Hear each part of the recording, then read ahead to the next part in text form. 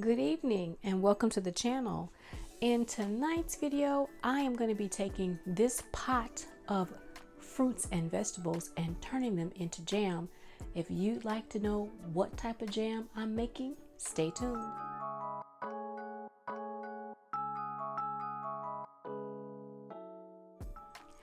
I had some carrots in the refrigerator that I used for another project, and I was done using them and done eating raw carrots. So I thought I would make a carrot cake jam.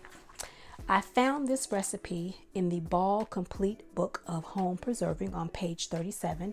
So what I've already done is washed, skinned, and cut up the carrots.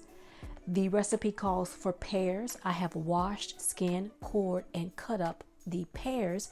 And so now I'm going to move on to adding the pineapple, the lemon juice, and then I'll go on to what I'm going to be adding next. So I've already canned some pineapple, so I'm going to put some pineapple in here.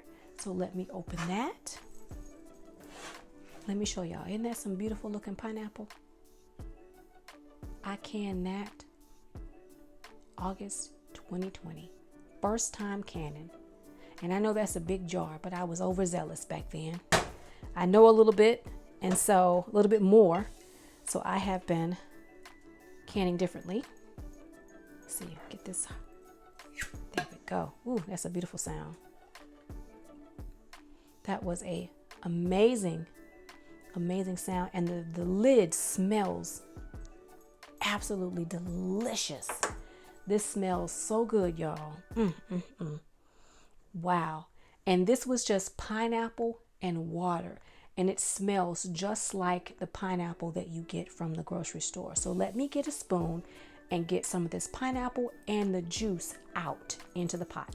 When I'm making jam, I like to use a long handle spoon because jam, you do not want jam on you. It is entirely too hot. Now I also have a core in here, so I'm going to take that core out. Let me do that first because I want to eat that core, y'all. Right? Hold on. So I took the core out, and I'm just going to take my spoon, and I'm going to take.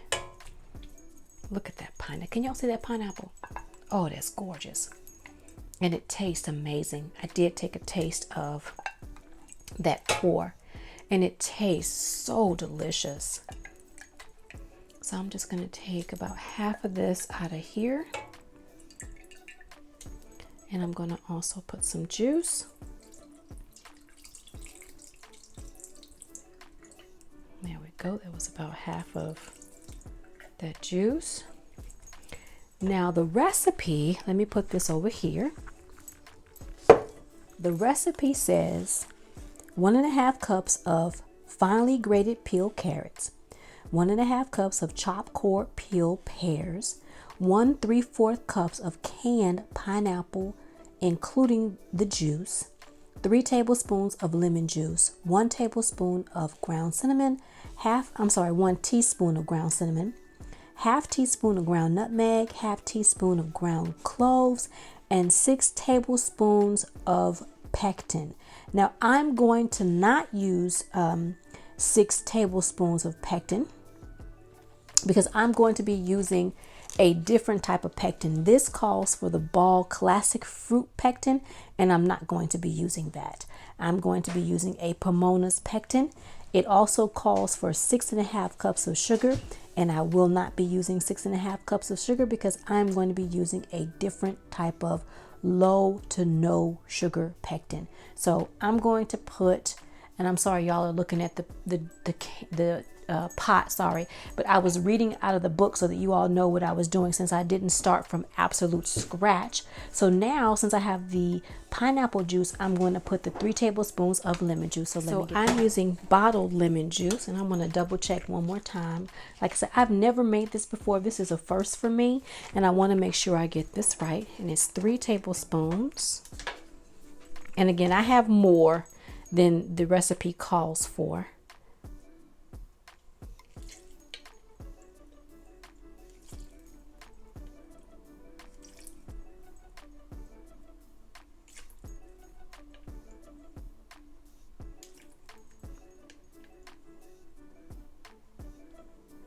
There we go. I'm doing more because I have a double batch, and that is the lemon juice. So let's get the seasonings.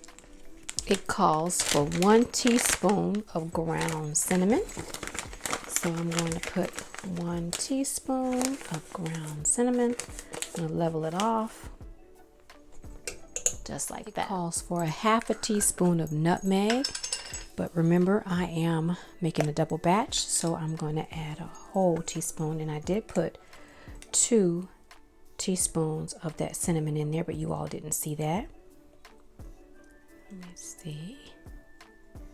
That's the nutmeg.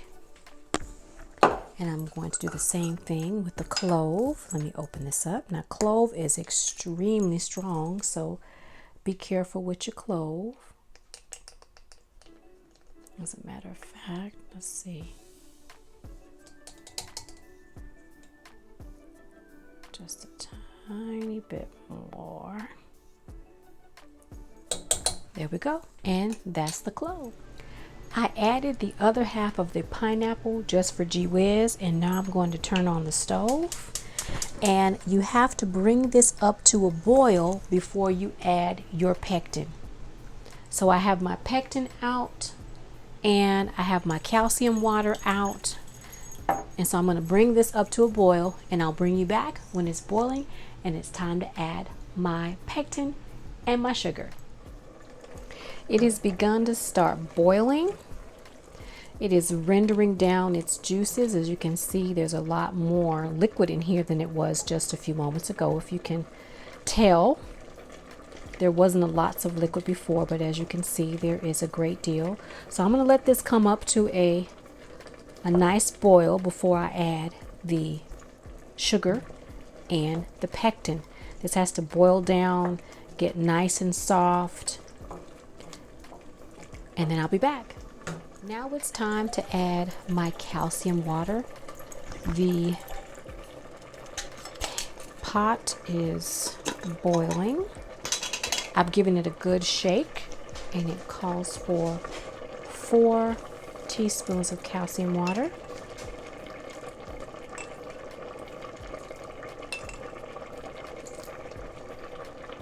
I'm only going to put 4, even though this is a double batch, and I'll see how it goes from there, because I don't want to overdo the pectin. And with pineapple has its own pectin, but I just want to make sure that I am going to get the correct consistency and it's not like glue. So I'm going to stir this in, get it nice and distributed, bring it back up, and I'll be right back. Now I have to reduce the heat, cover it, and let it slowly boil, lightly boil for 20 minutes. I need all of this fruit to soften up. So let me get my top. I'm going to turn the eye down and let this slowly boil for 20 minutes, and I'll be back. All right, the timer is going off. We're going to get that turned off. If y'all hear any banging in the background, y'all know I have dogs and they like to play. So that's them. This is the jam or conserve, depending on what type of book you're looking at. This is called a jam. In the Ball, Complete Book of Home Preserving, it is called a jam. In the Pomona Pectin's book, I don't have that one in front of me, that it's called a conserve in that book. And so this has broken down a lot, but I don't like how thick and chunky those pears are. In all honesty, full transparency, I don't like the taste of pears. Well, my mom does. And so that's why this is being cooked. So what I'm going to do, this is not called for in the recipe book. I'm going to try to take my hand stick blender and kind of just pulse this a little bit to make these pears a lot less big, bulky, and chunky, because I don't like it. And even though my mom likes pears, I don't want it to be this chunky. So let me blend that down and I'll be right back. All right, so in my case, I eat with my eyes first. Most people eat with their eyes first. I'm not a huge fan of how this looks, but at least I did take down some of those pear chunks. I did leave a few of them in here just for the sake of, you know, having a little bit of pear while you are eating this jam. And so now I'm going to get my sugar and pectin mixture. I'm using a Pomona pectin, and I do apologize for all the noise in the background, but you know, that's what happens. So I'm going to pour my sugar in here, stirring as I go, trying to mix it as I go. I don't want it to clump or anything. And when you're using Pomona pectin, you have to mix the sugar, whatever sugar you're using, and the pectin in the same container. You mix it up. And so I've mixed it up. Now I'm just pouring it in, and you're supposed to pour it and stir vigorously, which is what I'm trying to do. So let me pour this in, stir this up, and I will be right back. Right. So I have my pectin and my sugar. Actually, I used a granulated honey. You can change up and use honey, cane sugar, turbinate sugar. You can use those different sugars. But I did put it in the container with my liquid measuring cup, but I did not measure it in that liquid measuring cup. I used a measuring cup for solids, and I poured everything in there because that is a 4-cup measuring cup, and so I needed that big measuring cup in order to be able to put my sugar and pectin in here. And again, I used a granulated honey and not a cane sugar. You can find it online. I bought mine online. I do believe they even had some in Walmart. I think you can also find it in specialty stores. I think like Whole Foods, and if you have like a Sprouts or something like that in your area where you have a specialty store, I do believe they sell that as well. So what I need to do now is bring this up to a boil and let this boil. So let me do that, and I will be right back. It smells interesting. Again, this is my first time making this jam and or conserve, depending on which book you are using. Before I finish up and go to the next thing, I just want to tell you all that you can use this in many different ways, and I will share with you at the end of the video how many ways, or just a few that I plan on using it for, that you can use it. So I'll be right back. This has boiled for 1 minute, and I turned the fire off just a few moments ago. So now it's time to jar this up and get this in the water bath canner. You have seen me water bath can in my previous videos. This is to be water bath can for 10 minutes of processing. And then of course you wait 5 minutes. Oops, sorry, I just hit the camera. You wait 5 minutes after you finish processing it. You turn the eye off and let the water come down from boiling. You never want to stick your hands near your boiling water. You need to give it a chance to stop boiling so vigorously before you take your jars out. So I'm going to get this jarred up. I am not going to show you me jarring this up, but I am going to show you me getting this out of the canner, because, and the reason why is because my jars are still in the dishwasher. Ooh, I'm doing way too many things, y'all. I hope this happens to others. I had my jars going.